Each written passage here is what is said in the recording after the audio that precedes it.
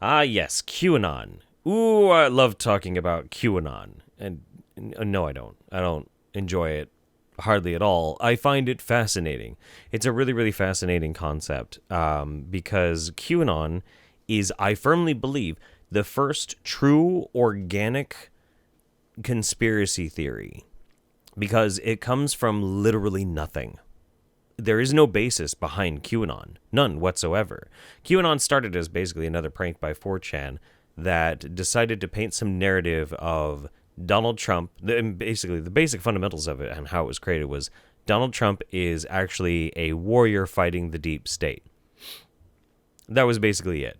That there might be a cabal or some other form of shadowy government force that ultimately Donald Trump is on the side of angels and is fighting against. Now, how he can be the underdog fighting the big shadowy government when he literally controls the government of the United States has never made any sense and never will make any sense. Nothing about QAnon ever really makes any sense. However, it's fascinating because people really, really believe it. And the people who made QAnon at the very, very beginning, the genesis of it, have nothing to do with it now. And in fact, most people who are releasing broadcasts from Q, have no idea who is doing the other broadcasts from Q. In fact, it's completely organic in the way that anybody can formulate and release a broadcast from Q. And if enough people believe it, then it did. And that's exactly how it comes about. So in a weird way, you can think of QAnon as kind of a... Well, you can kind of look at it as an examination of the psychology of, the paranoid right wing. Because there's not a lot of left-wingers that are listening to QAnon.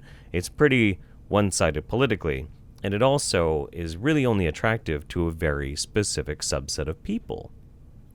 Usually people who want to feel like they understand some secret knowledge that other people don't understand. It's the same kind of people who fall for really stupid pseudoscience and wingnutty shit and anti-vax paranoia and blah, blah, blah, blah, blah, blah, blah.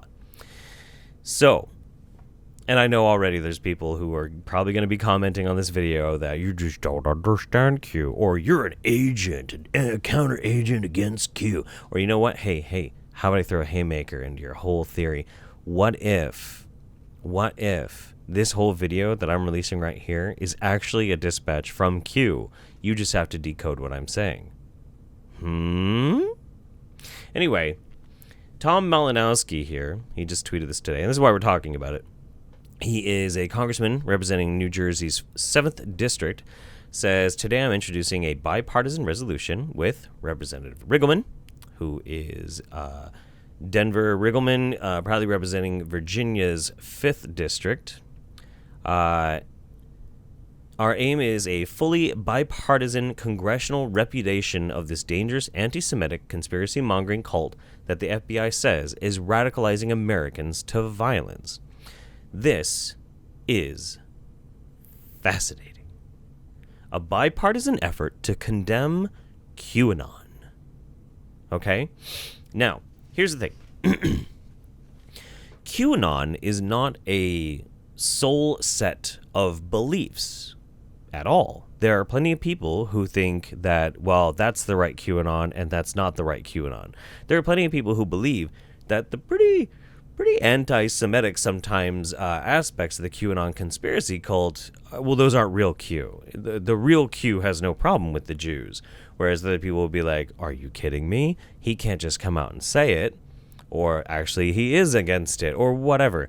But the fact that it does come up is a byproduct of the culture and the psychology of the people who believe it.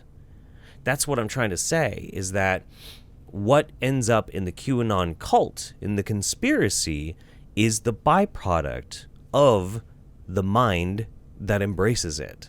It's the fecal matter, if you will, of the conspiratorial mind. It is brain shit, if you will.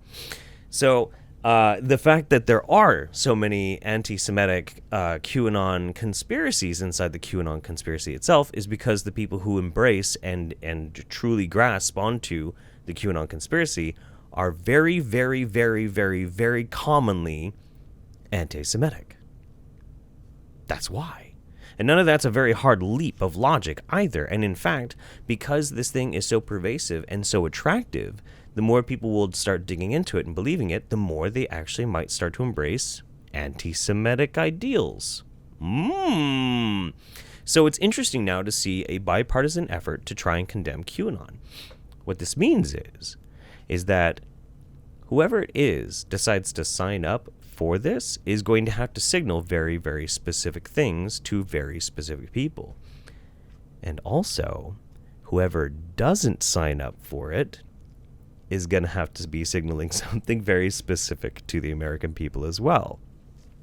We are condemning a baseless, conspiratorial, anti-Semitic conspiracy theory.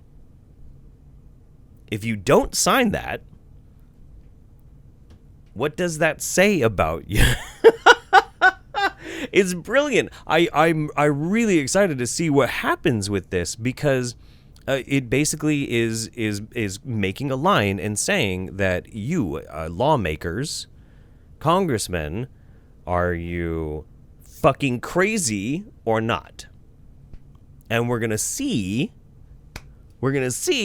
who's not willing to sign it. I'm really stoked. I think it's great. If you count up all the letters in Jeff Holiday and multiply it by 7, it equals 666. Coincidence? Probably not. I didn't actually do any math. I knew it. I knew it all along. It's a conspiracy. Yeah, man. Dude, I'm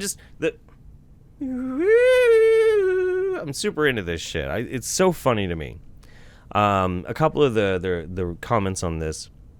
My son, 45, believes Q so much he's isolated all family. He frightens me, and I'm really glad that they're both doing something. Q is organizing for another civil war if Trump isn't reelected.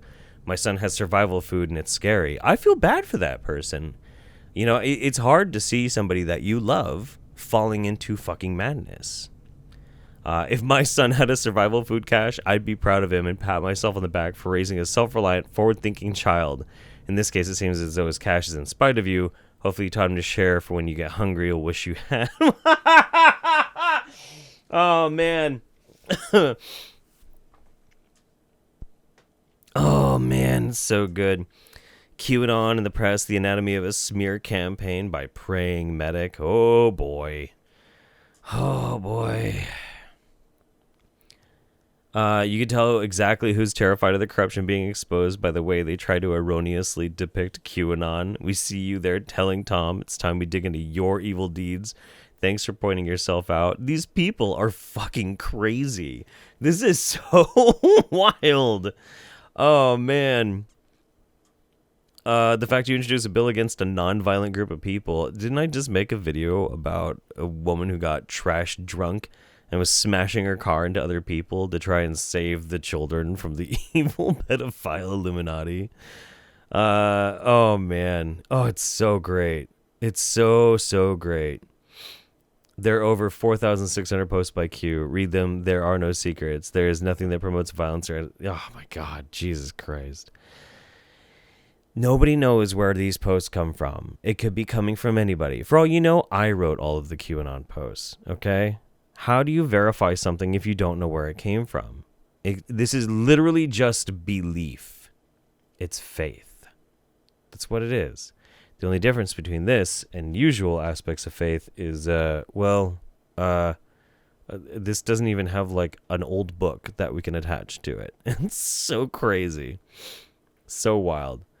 But yeah, no, I thought this was really funny. I thought it was really interesting that, like, you know, we actually have two congressmen that are making a line in the sand, and we're gonna have to see which members of House are willing to admit that they are in fact conspiracy supporting psychopaths, and which ones are going to basically signal to a huge like rampant audience that will get really fucking mad at them that they don't believe in their bullshit. So I don't know.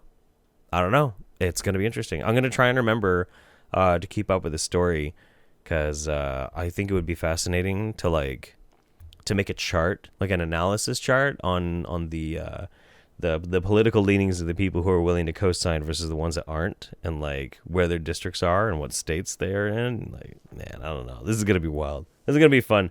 QAnon's bullshit. Okay, guys. I don't think I should have to say that, but this is the world that we live in now.